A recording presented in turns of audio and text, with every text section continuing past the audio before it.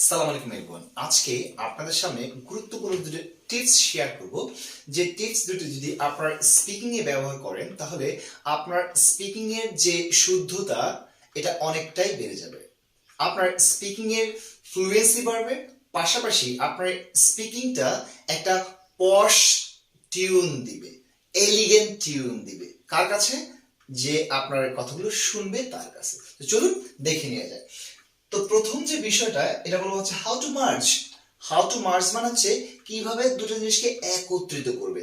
So প্রথমে যে টিপসটা দিব এমন যে কোনো ওয়ার্ডের শেষে যদি টি থাকে এবং আরেকটা ওয়ার্ড যদি শুরু হয় ওয়াই দিয়ে, তাহলে এই টি এবং ওয়াই মিলে একটা সাউন্ড করে, সেই সাউন্ডটা হচ্ছে চ, চ, as in চ। So as in about you, about you, about you, meet you, meet you, meet you। এবং দুই নম্বর যে টিপসটা আছে সেটা হচ্ছে এমন, কোনো ওয়ার্ডের শেষে যদি ডি থাকে এবং আরেকটা ওয়ার্ড শুরু হয় ওয়াই দিয়ে, তাহলে এই ডি এবং ওয়াই মিলে একটা সাউন্ড হয়, সেই সাউন্ডের নাম হচ্ছে জ, জ, জ, জ। as in could you, could you, would you, would you, did you, did you?